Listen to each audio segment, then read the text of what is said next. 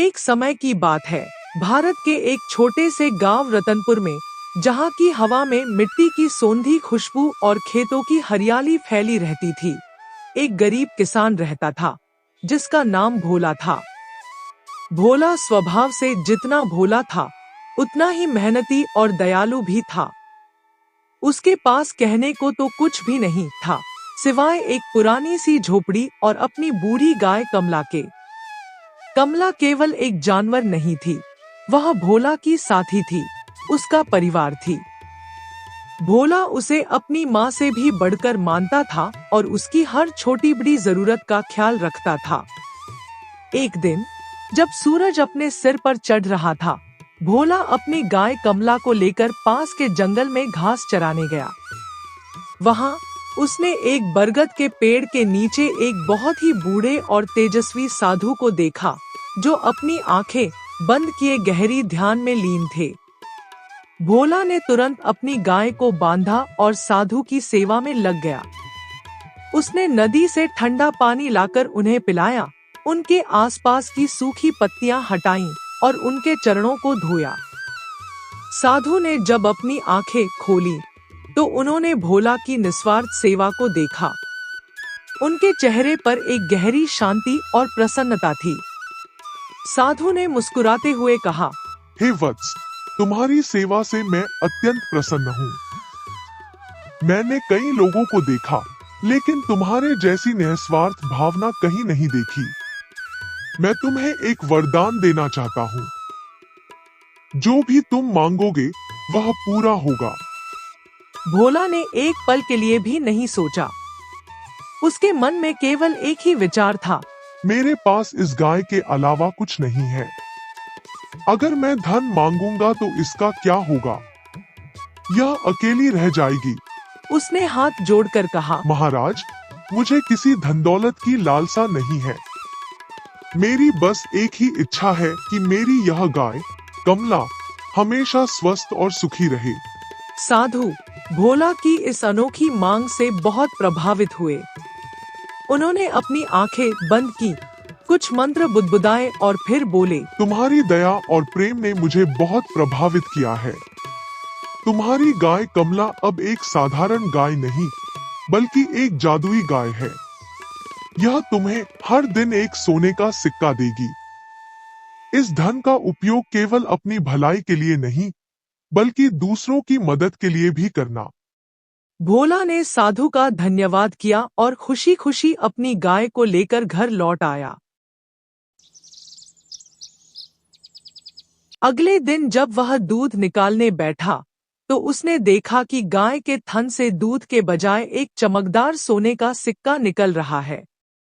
भोला आश्चर्यचकित रह गया। उसने साधु की बात को याद किया और उनका आभार व्यक्त किया। धीरे धीरे हर दिन एक सोने का सिक्का पाकर भोला अमीर होने लगा। उसने गांव में सबसे बड़ा और सुंदर घर बनवाया। उसने अपने खेतों में एक गहरा कुआं खुदवाया, जिससे गांव वालों को पीने का पानी मिला। उसने गांव के गरीब बच्चों के लिए एक पाठशाला बनवाई और एक धर्मशाला का निर्माण करवाया। भोला अब सिर्फ एक अमीर किसान नहीं, बल्कि पूरे गांव का सहारा बन गया था। लोग उसे देवदूत कहते थे।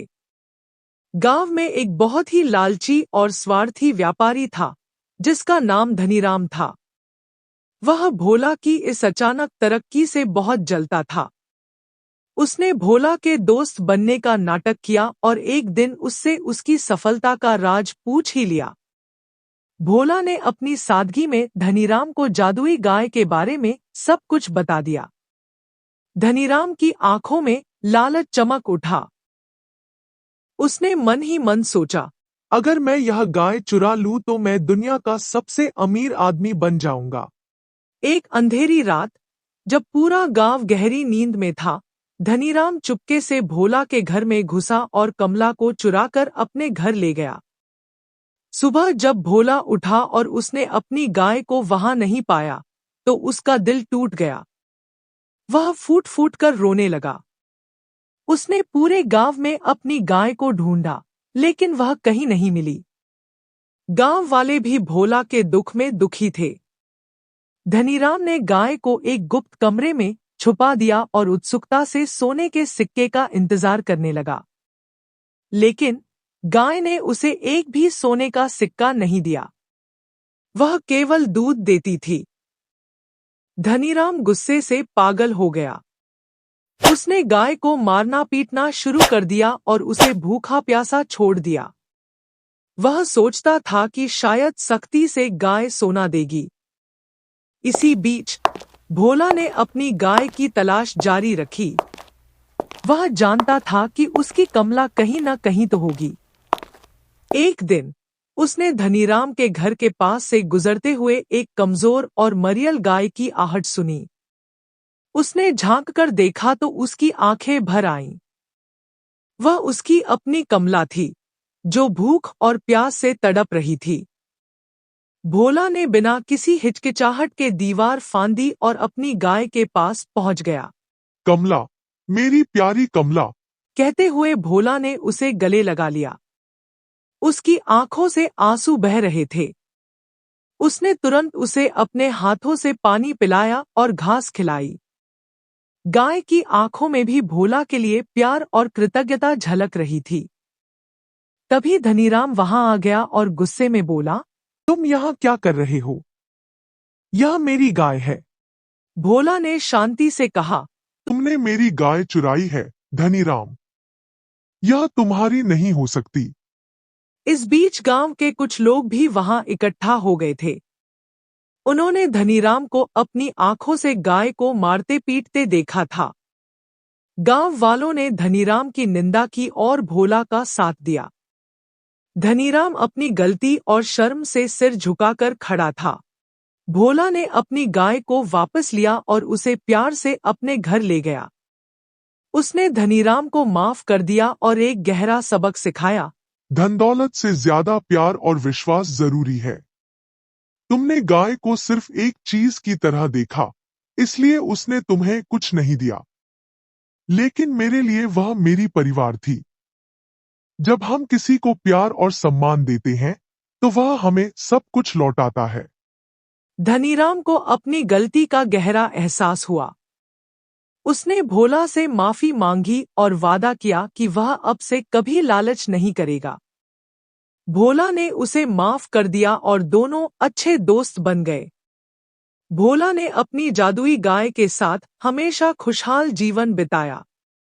वह उस धन का उपयोग केवल अपनी समृद्धि के लिए नहीं, बल्कि पूरे गांव की भलाई के लिए करता रहा।